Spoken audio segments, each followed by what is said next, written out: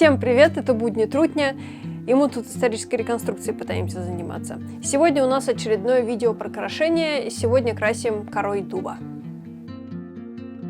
Как обычно, я буду красить шерсть, лен и хлопок. Основное это шерстяная пряжа, остальные ткани чисто ради образцов. Взвесила все это, получилось 775 грамм. Коры дуба насыпаю из расчета примерно 1 к 1 по весу. Как обычно, краситель я замочила перед окрашиванием на 12 часов.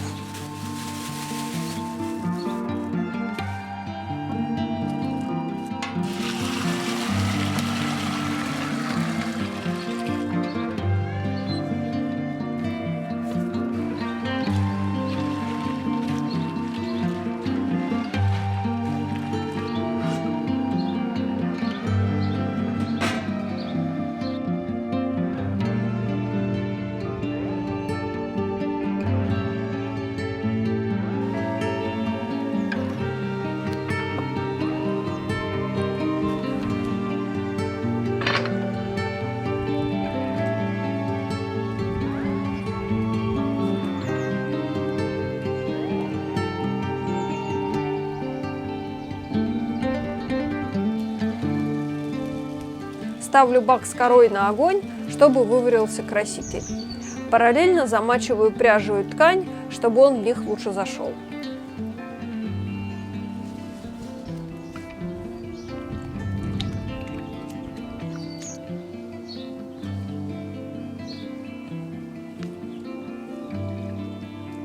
Кора дуба варилась около 3 часов. За это время много воды выкипело. Вся пряжа и ткань туда бы уже не влезли, так что я слила в отдельную посуду получившийся раствор и залила в бак чистую воду, чтобы выварить оставшийся краситель из коры. Потом весь получившийся раствор слила в одно ведро и туда положила пряжу и ткань. Около часа они просто лежали в растворе, потом все снова перелила в бак и поставила огонь часа на 2.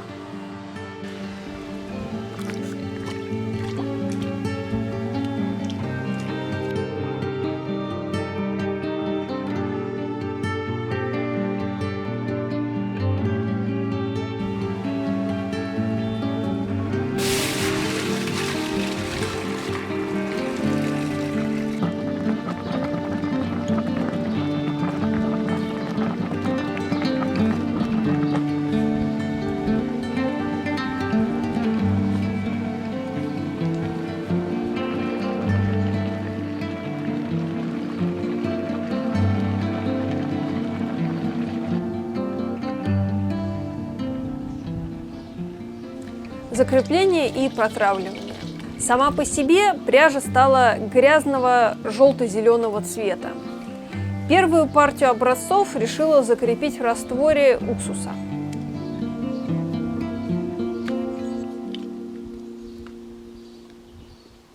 Прошло минут 40, цвет не поменялся.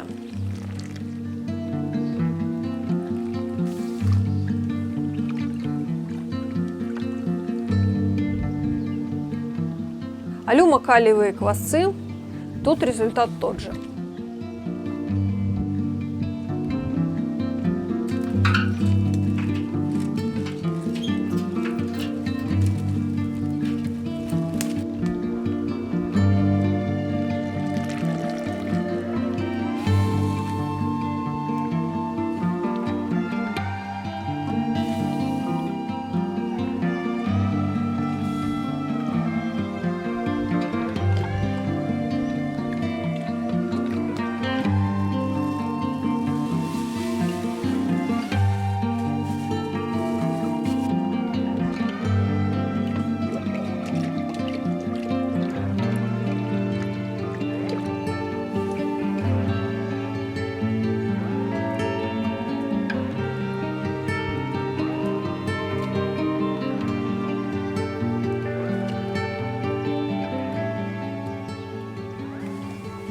Медный купорос, пряжа позеленела прямо на глазах.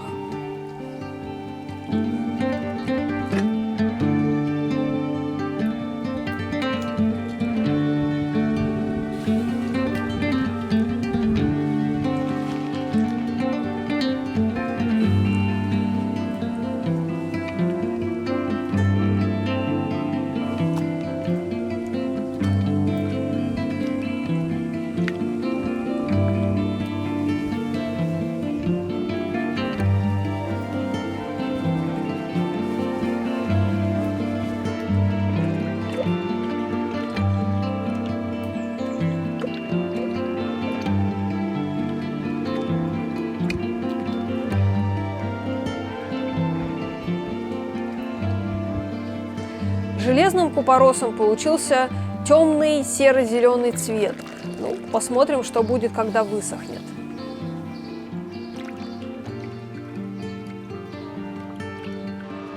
Один моток пряжи, который побывал в медном купоросе, закинул в раствор железного. Получился рыжий или ржавый цвет.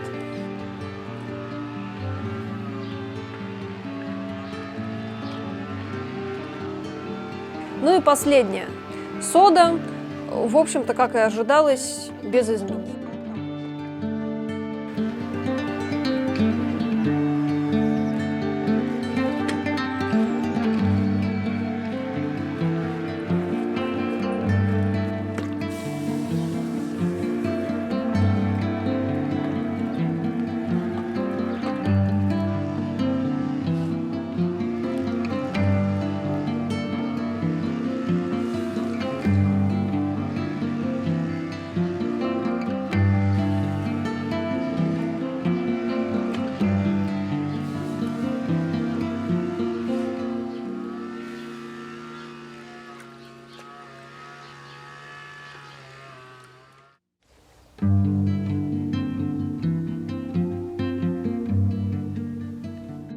Переходим к результатам.